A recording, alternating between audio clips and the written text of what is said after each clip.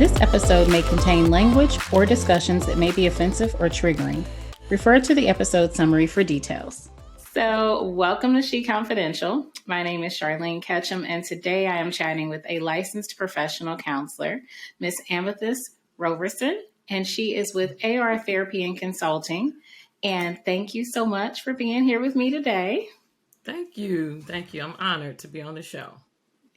Yes, she has. If you all are not following her on social media, y'all really need to, because I was just saying before we started recording that she has the best reels and videos of some of the people on social media. I'm like, you inspire me, and maybe one day I will start doing the reels.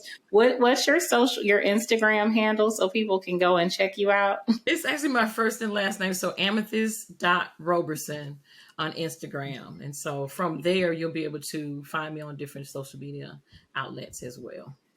Okay, perfect. Yeah, y'all have to check her out, because what I love is, right now it seems that we have this movement to really make mental health cool and normalize it.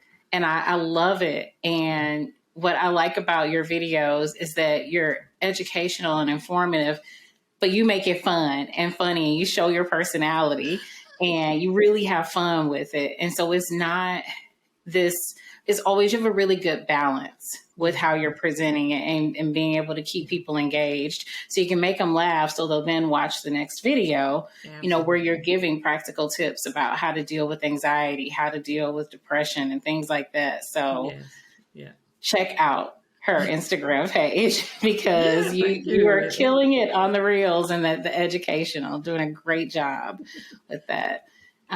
Which brings me to today's topic. So we are fast approaching holiday season, and I'm a major fan of Christmas. I love Christmas. We're recording this episode in September. And by the time it airs, it's going to be in November. But I will be putting up my Christmas decorations in November, probably before Thanksgiving, because I'm that person who loves to do the Christmas holiday decorations. But it's, as much as I know I love it, it's a hard time for a lot of people this time of year. Yeah. And how have you... And just in your experience, just as a counselor, like how prevalent is it for people to deal with winter blues or holiday blues? And is that the right term for it? Yeah, I mean, you know what, grassroots level that, it's the blues, you feel achy in your body. You're not the same, it's something with when the weather changes and the season change that I think people really start dealing with this, what I call seasonal affective disorder. And so it goes right along with those winter blues. And so it could be triggered by just a change in the weather. It can be triggered by possibly something that you went through during the seasonal change. So there's a lot of reasons as to why a person begins to have that winter blues or that seasonal affective disorder. But it's something that's being noted more and more as, I guess the clinical side of therapy is known and put out there more, like you said, being cool. And I think that's because people are just not are really afraid to be vulnerable anymore.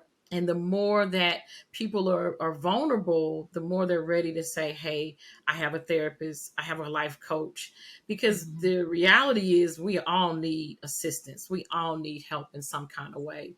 So the more we're able to really verbalize, hey, I need help. And that could be one of the biggest things to struggle with, asking for help. And so, with this seasonal affective disorder or winter blues, it's something that's becoming more and more prevalent. Yeah. And is it becoming more prevalent, or are we finally starting to pay attention to what people are going through and talk about it more openly? Yeah, that's a great comment. And so that's so true. I mean, if you think about 2020, all of a sudden things slow down.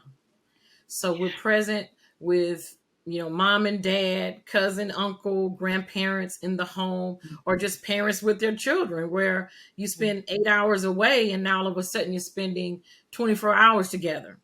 And so with that slowing down, you do begin to pay attention. You do begin to see things that were already there, already present. And that goes into this thing of this whole world of mindfulness, where have you ever like gone somewhere, I guess on a consistent basis, maybe to the mall or to your job, and you're at point A, you're at your home, then all of a sudden you're at your house, you're at the job. You don't really Yeah. pay attention to the steps in between unless an emergency comes up. And so that's what 2020 was. We were doing our normal, we were coming from home or work or wherever we were at on a regular basis. Then this pandemic interrupted everything. And then we began to pay attention. We began to slow down and have a better understanding of what was going on around us and the people that we love and we care about. So, yes, that's a very, very true statement. Wow. Yeah. And, you know, it's on one hand, I'm really, really thankful that we have had to slow down, not because COVID happened, but just Yeah, that yeah. we had, you know, that was a unintended, you know, bright spot for There you that. go. Yeah, yeah, But on the other hand, it's like, oh my gosh, we've been missing a lot.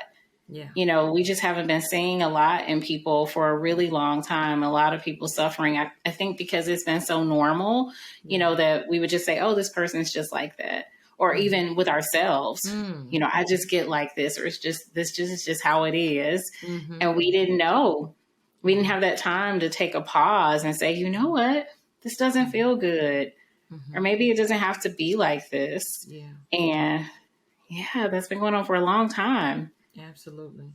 Yeah, and that pause is so important that we pause, because like in this whole thing, I'm a big proponent of self-care. And with self-care, Mhm. you have to have like this understanding of you in order to really get the tools and things that you need to ask for. And so with that slowing down, I mean, I'll take my own self, and I'm always sharing my own story. Like you said, with the reels, I'm not afraid to really show people Mhm. what I've conquered and what I've been through. And so when I get into this mode of not doing self-care, and I do a lot of things, I do therapy, you know, I do photography as well, but I try to slow down to make sure I'm still in tune with myself. And so I always use that old example that people use, that if you're on an airplane and the airplane is going down, the instructions that we usually get is to pull down the oxygen for yourself first. And then you give that oxygen to those who are around you. And so I always, whenever I need some more self care, I make sure I pull that oxygen down. I make sure I pull down the tools that I need, the refreshing that I need. I may get away. I may say, hey, you know, I might not be able to have this meeting. I may not be able to do what I plan to do because of self-care. And so that's the oxygen that we need. And so I think that's what you're saying. You know, we got a chance to take in life's oxygen again and understand, like, man, this is something this is what I've been craving. This is the peace I've been looking for, not in the hustle and bustle of life, but in this taking in what I need so that I can be present for those who I love and care about, and even those I don't know. Because people may come Yeah. to you at that point. If they see you all flustered and worked up all the time, people are not Hmm. more apt to come to you. But once they see, okay, they're in a calm place, they're in a peaceful place, maybe I can reach out to that individual. And so it's all a part of, you know, all a part of, like you said, that process of mindfulness that's happening right now, and really people are really running to. So How do people how do people learn how to do self-care? Like one of the things that I hear a lot of women, Black women in particular, say yeah. is, I got so much to do. I can't stop. I don't have time for that. I just got to keep moving. I just got to keep moving. And, you know, I just got to keep going, because so Yeah. many of us are in that survival mode, Yeah. and Yeah. they really don't know how to Yeah. just pause and be mindful, because they quote unquote have things to do. And I'm not being like belittling that, they legitimately Absolutely. have things they have to do. But Yeah. how do you adjust that mindset when you really have been in survival mode forever? You've never had that luxury of saying, I'm going to chill and try to hear what my body needs. Yeah, it's just what you said. Hear what my body needs. And so a lot of times what our body needs is not all of the things that we're doing. It may be just sitting and being present in the moment. So a lot of times when I work with clients, I always start with the mindset. Like Mm. who taught you about self-care? And that usually puts a pause on everything because you have to sit and you have to think like, well, yeah, where did I get that from? Where did I Yeah. pick up this hustler's mentality? Where did I pick up this Mhm. hustle and bustle? Where did I get this survival mode at? And then I ask, is it still working for you? So maybe Mhm. it worked for mom, maybe it works for auntie, but is it really working for you? And so once they answer that yes or no, it's true. I really need this survival mode and I've gotten a lot done through that. I would ask them, okay, so let's list out the ways that this survival mode continues to be helpful to you. And a lot of times they come to an end of that list and they figure out, well, I'm able to do a few things, but I'm really not able to maximize things like I want to. And so then I would go and just ask the question, well, who is it in your life that can assist you from time to time, not every day, but time to time, with maybe some of the duties that you feel like you have to go into that survival mode to maintain? And so we begin to break that down more and more. And I think what happens is there's a realization of maybe I didn't really need to do all that. Maybe I took this on. Maybe this is just a mindset that I picked up from mama. Maybe Mhm. that old saying, okay, why did she put the ketchup in the pot And roast or whatever it is? yeah. And there's really no explanation in the end why she put it in there. So you go into this survival mode, maybe because that was the example that you saw, but is it necessary for you now? And so in answering those strings of questions, you really begin to deal with the mindset behind that. And I think mindset is the first thing that you have to do in order to really get into a place where you're ready to do some serious self-care. And so, of course, yeah, Yeah. get our nails done, we get our feet Mhm. done, all those things.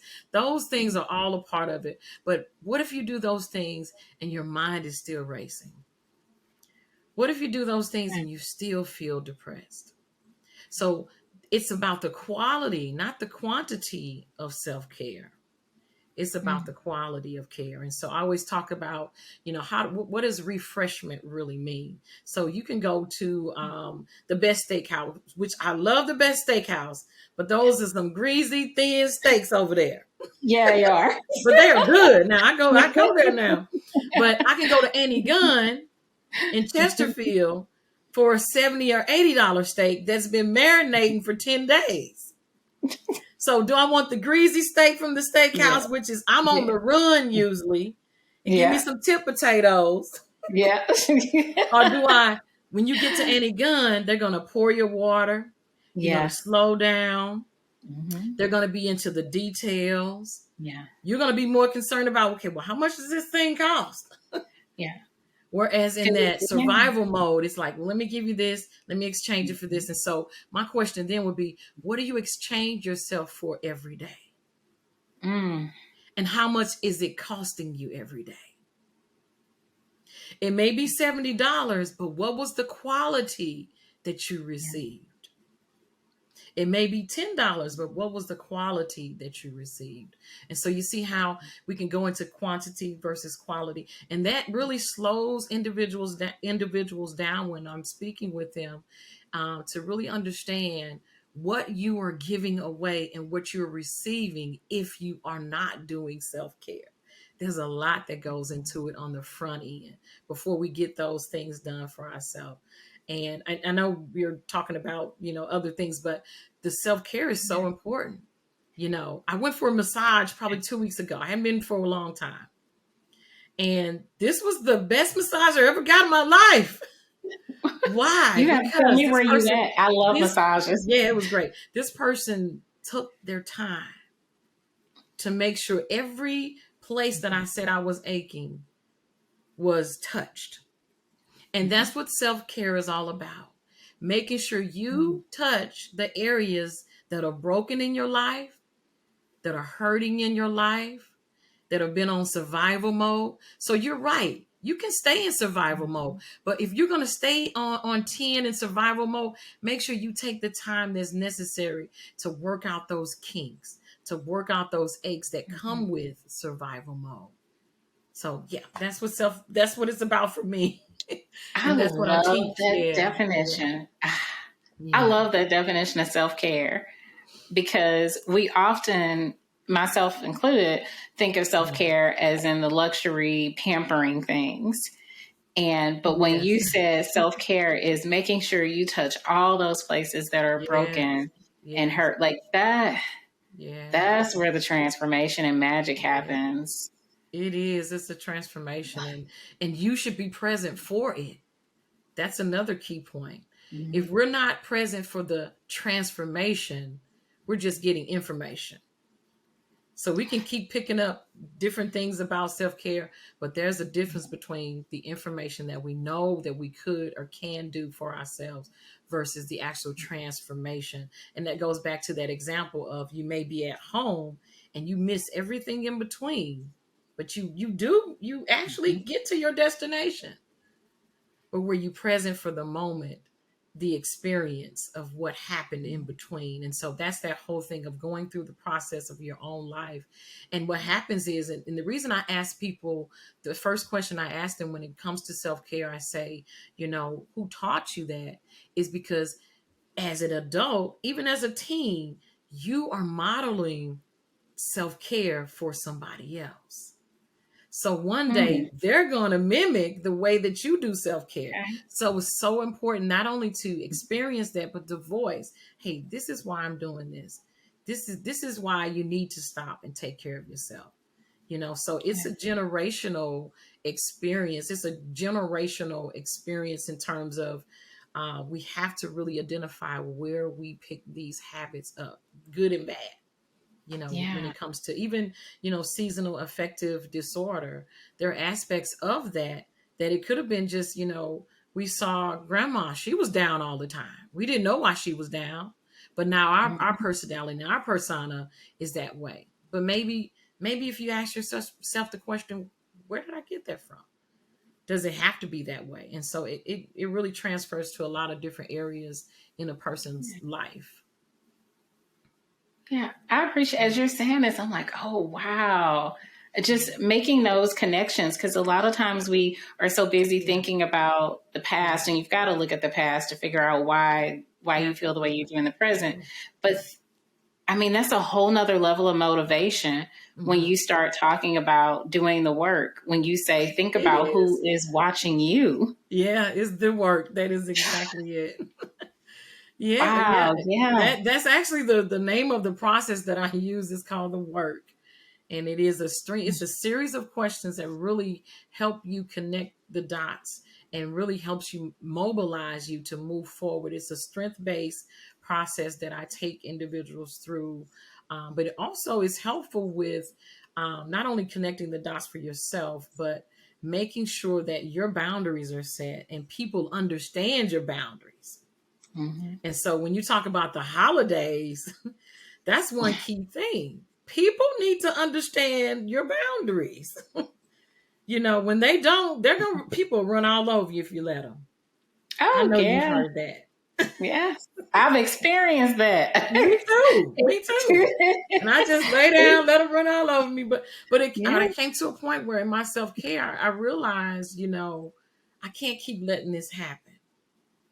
And part of that was because of my survival mode. I kept saying to myself, I don't have time to take care of myself in that area. Mm-hmm. And and it was subliminal. Mm-hmm. It was in the conscious level where I didn't say verbally, I don't have time, but something Yeah. about my movement, my body, my actions said, I don't have time to really check that person. So I Yep. just let it go. Yep. And I let it Yeah. go and I let it go. And then I live with the residue of the choices that I made. And so you're right, it connects the dot.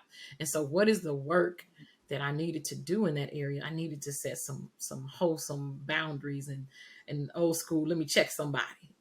Which is hard, especially Yeah. in Black families because we're so taught to give so much reverence to older adults. Yeah. And Yeah. a lot of times they be so out of pocket. Ooh, you went It's you just, went there. it's just people just say, it's like they all in your uterus when you're gonna Yeah. have babies or when, they're asking so many triggering things or making comments about your body. Oh my Even God. a couple of years ago, I was at a family gathering. Mm-hmm. No, this summer. I don't even have to take it back that far. This Oh. summer, we were at a family gathering, and someone made the comment about, I have some younger cousins, and somebody made a comment, and this was an older female adult who said, "Well, she way too developed to be that age. She gonna be fast and this and that." And I was like, and so years ago, before I really understood the power of those type of words and attitudes, I would have been like, I don't agree with you, but I wouldn't have seen anything wrong with saying it because that's just what people say. But now it's like, no, I'm going to call her out on that. And I was like, you shouldn't say that because now you're judging her and stereotyping her at like 10. I think she's like 10 or 11, just because of the shape of her body. And it's like, I went through that to a degree because I had breasts and a butt early, and going back to school shopping was not pleasant because we had to try to find clothes to cover me up. Yeah. And I was always kind of embarrassed because it's like, okay, we can still see your butt a little bit in that. We need to get something else. And it's like, okay. So I grew up feeling like I have to hide my body for some reason.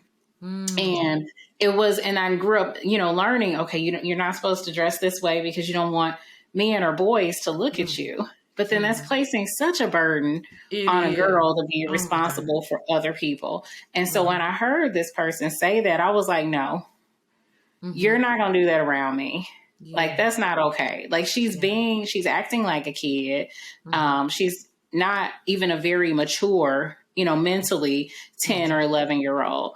And just because she's developed physically, people want to make these comments about her or even to her. Because I've even heard adults say to girls, "Oh, you develop breasts now. Look, you got." I definitely had that one. Why? Yeah, they were like, those weren't there the last time I saw you. Like, what? Like, can I hide? Like, they just appeared. No, they didn't appear. They grew.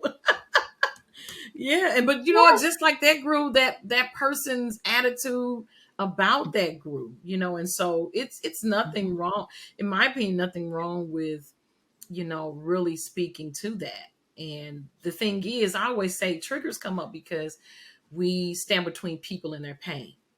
And catch that. Triggers exist because we stand between people and their pain, meaning you want to say something. You want to create a boundary, but you put yourself in between them and shield them from the pain that they need to experience in order to stop doing what they're doing or saying what they're saying. And that's one thing in the African American community that we have to begin to really look at and alleviate, getting in between people and their pain. If pain didn't exist, pain is important. Pain indicates that there is a problem. If people never experience the pain of you checking them, you setting that boundary with them, they're what's being said to them subliminally and unconsciously is that it's okay to keep doing what you're doing. So I always kind of put some of their responsibility back on that person. Now, as a child, as a 10-year-old, it's up to the adults to really be the person that voices that. And what happens is a lot of times African Americans are already traumatized. So they're already in a place where I'm not going to use my voice to really address that because maybe I'm still going through it, or maybe nobody addressed it for me, or I'm not sure what they're going to do to me. So there's now that's a whole nother show. But that number one thing that continues to grow triggers is because we stand in between people and their pain, and we don't say what we really need to say in a loving and truthful way. And that's the key, loving and truthful. Now, it's up to the person to understand it and receive it. If they don't, then we have to move to a different place of self-care. So it goes right back to that self-care. So in what you're saying in that example, that's so great. Kudos to you, because she needed that. She needed, because she didn't have the voice at 10. Right. Her voice is still being developed in terms of Mm-hmm. how do I address men or women that approach me in an inappropriate way. Plus, Mm-hmm. I don't even know what these things are anyway. Right. I don't even know the capability of my body. Right. So I always talk about, people in their capacity. People have capacity for some really bold things. But what we have to teach young women in the African American community is they have a capacity for greatness. And it comes Yeah. through your mouth.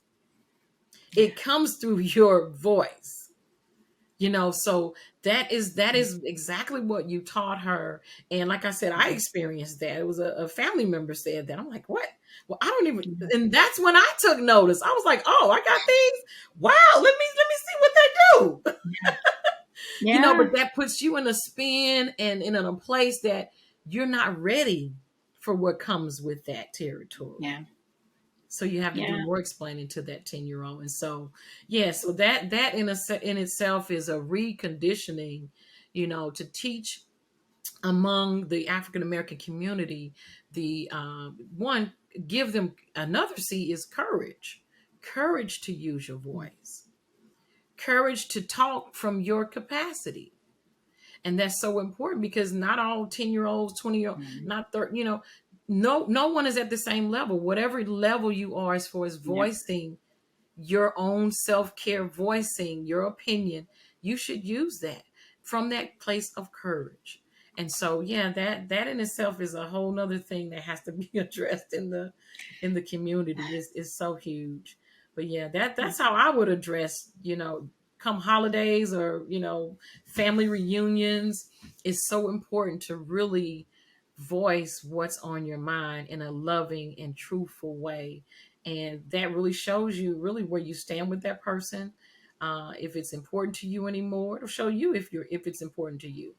And sometimes you can just walk out of the situation, but understand that it's your capacity, your strength that help you walk away, not because you were fearful, but it was Mm-hmm. your strength that you used to help walk away from a situation that really it's not that important.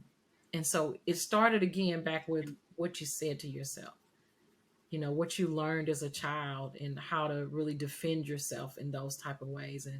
And so, yeah, so those are some ways that if that question came up in a session or even in a conversation, how I would deal with those things. Comedy, I use comedy a lot. And so sometimes you can just tell a joke about, that's, it's not, not really funny per se, but you can always find different ways out of those tough situations. But I think more importantly is that you prep yourself for the holidays.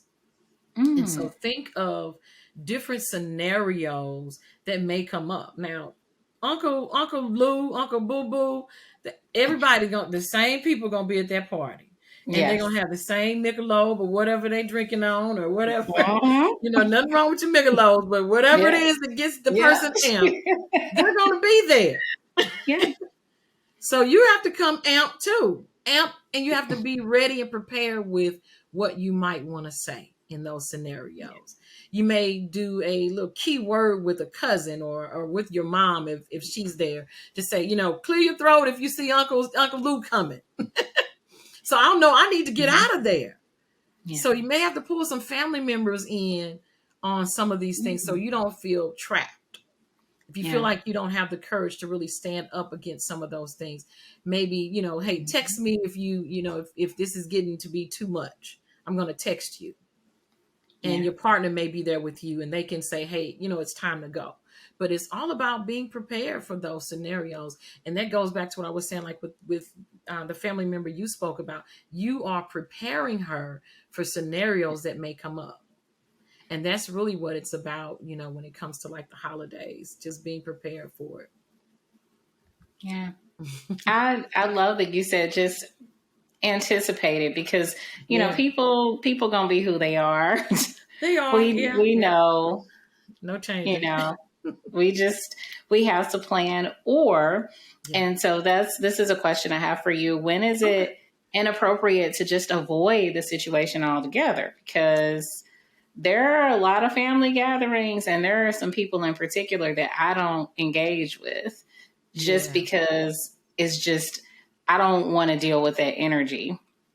And Yeah. and Yeah. so I've had different conversations. Like my therapist has told me it's okay for me to do that because we Yeah, understand why I'm absolutely. doing it. But Absolutely. I've heard like just other people say, and it's a lot of times family members, and people will say, well, it's still family, and you Mm, just need to learn to ignore people. And I'm like, I don't think that's healthy for us yeah. to be forced to subject ourselves to situations and people that we Yeah. know aren't making us feel good about Yeah. ourselves or about them. Yeah. Yeah.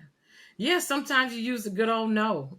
No, I can't engage with you. I can't, I can't show up. I can't be there because it really affects me in a certain way. And so no, that's self-care. Like I don't know if it's your counselor or your Hmm. mentor, but I completely agree with them because it's important that you put yourself first. You put whatever energy that you need first.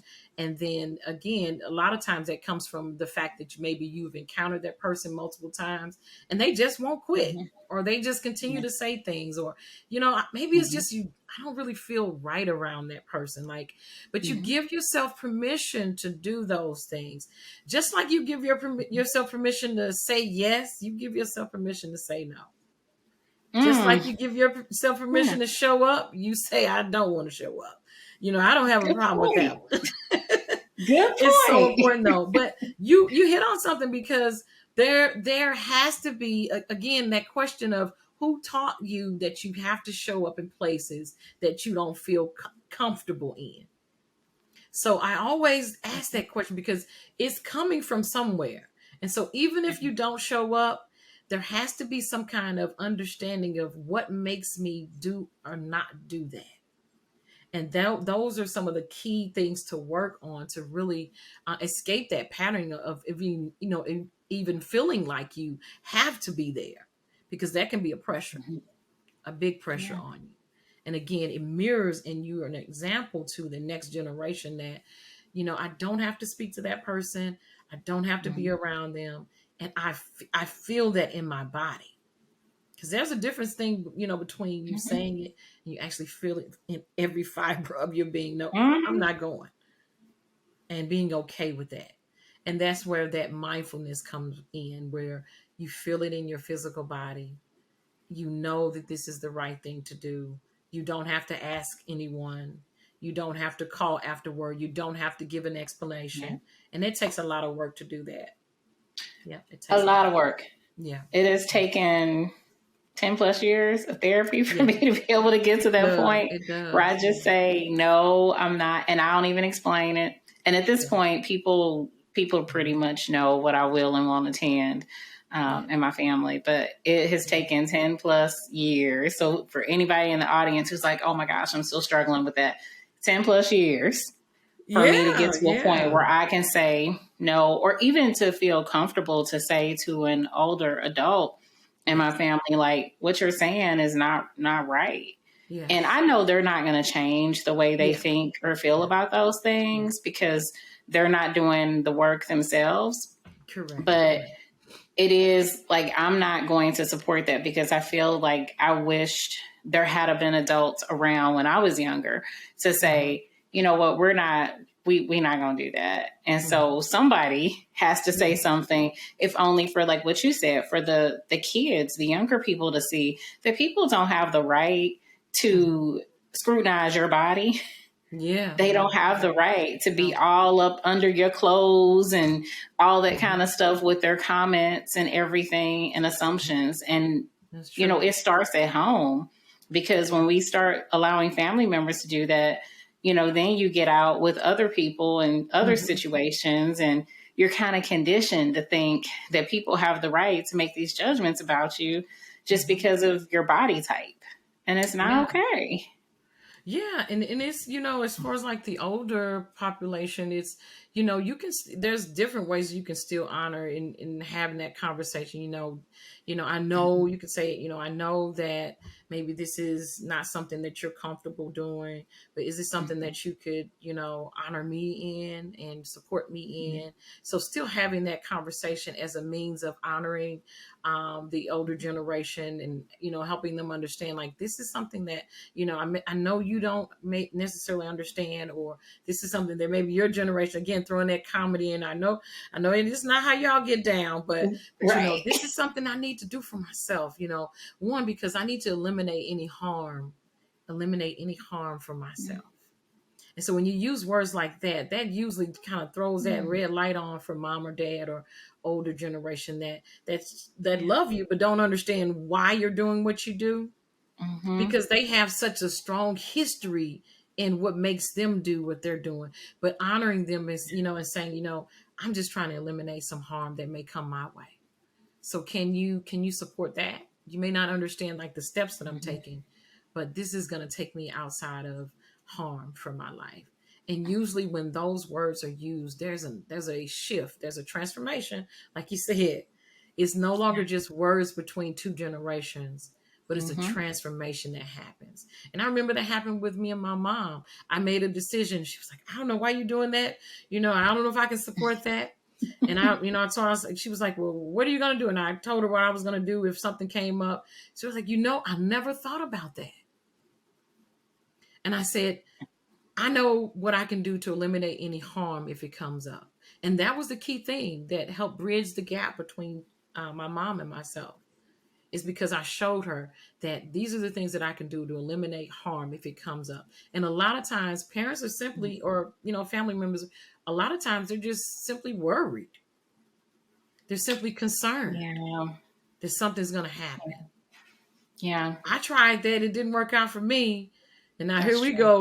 We're trying it and it works Mhm. out. And so it's really just showing them, okay, these are the ways that I'm going to eliminate harm if something happens going down this direction that I have chosen for myself. And so that really bridges the gap and continuing to have those conversations with the generations.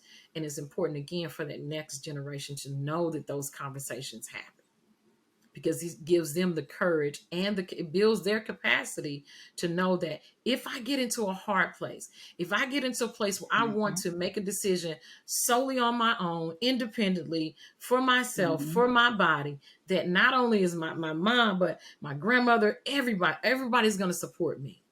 And if someone in that group doesn't support me, it's okay. Yeah. It's Yeah. okay. So yeah, it's a process. It's part of that work. Yeah. Yes. I love all the examples, the Yeah. language, the examples that you're giving, because so much is wrapped up in how we say things. People It always say is. it's not what you say, but how you say How you it. say it? I hear that all the Yeah. time. Yeah, it And is.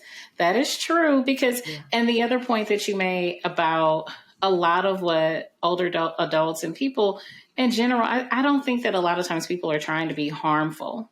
Mm-hmm. It's Mm-hmm. coming from a Yes. place, and that's why it's important, Yes. like you said, to Yeah. understand who Yeah. taught you that, Who and taught maybe you to that? try to understand That's right. why they Yeah. believe that. Why did they feel it was necessary? Because I even know in my family, and Yeah. just in Black culture in general, just because Mm-hmm. of our history, it's Mm-hmm. very important that we try to do what we can to protect the bodies of Black girls and women.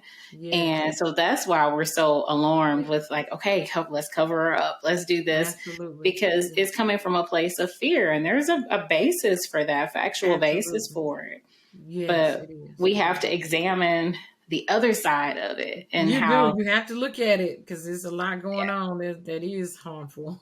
Oh yeah. yes. I truly And believe that that. shame that you give people over Yeah. their bodies, it Yeah. manifests in a lot of other ways It too. So it's does. it's a Yeah. delicate balancing Absolutely. process. Yeah. Yeah. Yeah. Yeah, it's delicate. And so, like, we've talked a lot about how to deal with holiday blues and seasonal affective disorder Yeah. in terms of dealing with people. Yeah. But what are some tips for folks who find this a tough time, not necessarily because of the people doing Mhm. things to them, but just the absence of Mhm. having people in their life are having those relationships, because this time of year can also Oh, be a big reminder of what may be lacking in somebody's life. that's so true. I mean, when you said that, my dad's face came. He passed in 2020, and it's still Oh. fresh. And he was my knight in shining armor. He was my everything. And I got a chance to really be with him, until he took his last breath. And so it really is branded in my mind. And as the holidays roll around, I have to remind myself of the things that we love to do. And so in those moments when a person may feel depressed or, Mhm. have anxiety because of things that they went through, in terms of the death of a loved one, it's so important to do your best to keep with those traditions that you all have. We for many, many years, we went to see my mom's side of the family, and we continue to do that. Why? Because that was a tradition that we had that was important to him, important to my mom. And so what are those significant things that you can keep up with that would help you remember the spirit of that person, the energy of that person, the happiness of that person? And so that's one key thing that I always remind myself of, and I remind individuals that I work with of. And so, what are the things that I still have in my collective control? There are a lot of things once someone passes Mhm. away, you just lose control of those things. And so, what Yeah. what type of things do you still have in control? And that tradition is one of those things. Sharing Mhm. with someone about the loved one that you've lost. And so I make sure I still talk about them. I talk about my mom. I talk about my Yeah. dad. I talk about the things that we used to do. It really helps to get that out on a regular basis. And most of the people that come to me for grief and loss, they do find a lot of relief by just having the opportunity to really talk about their loved one and the things that they share. So those are a couple of things that you can do with regards to, when you've lost someone during the season, keeping up with traditions and making sure you continue to talk about them.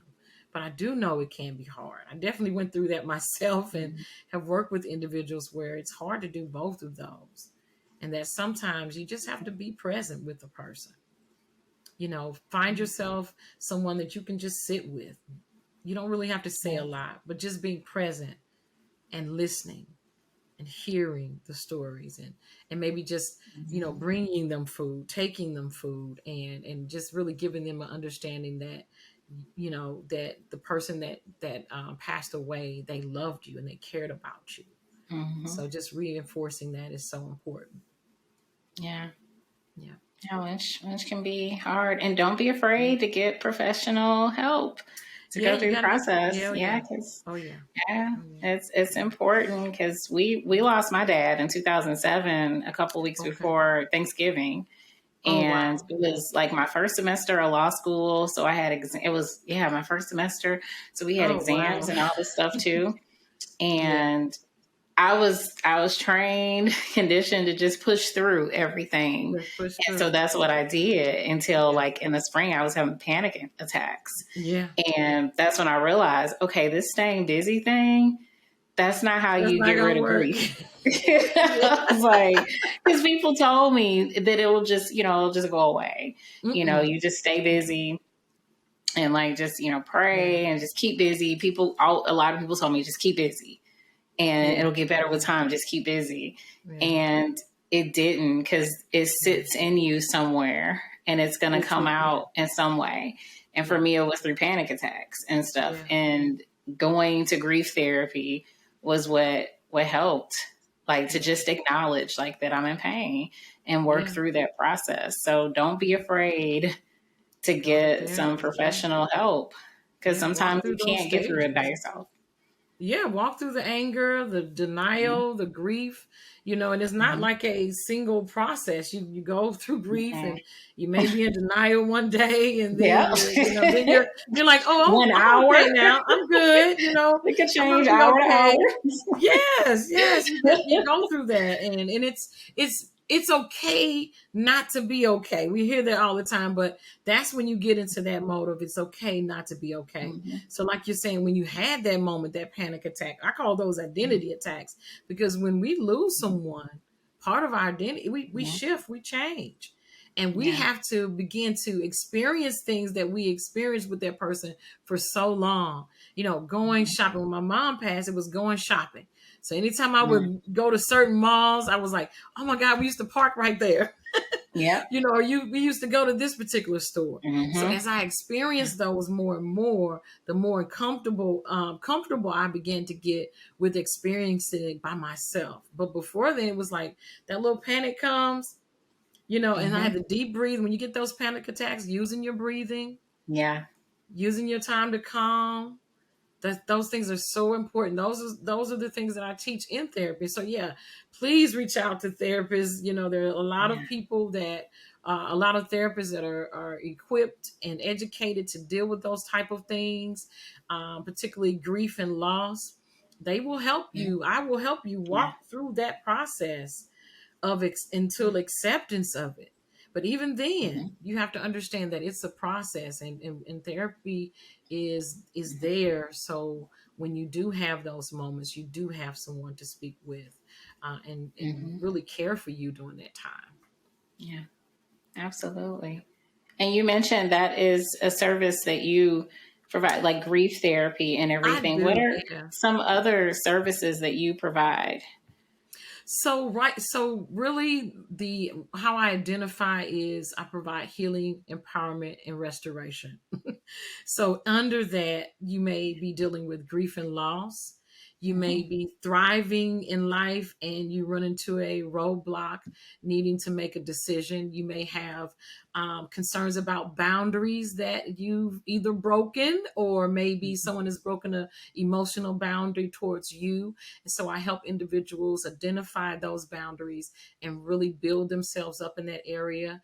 I work with individuals that deal with, concerns about self care and taking better care of yourself, Mm-hmm. anxiety, depression. And so that list goes on and on. Yeah. But I think the core of it is that if you're looking for healing emotionally, empowerment in your life, if you're a professional and you're looking to connect the dots on how to move from your mama's house to whatever profession you're in, I'm here to listen. I'm here to help you through that process.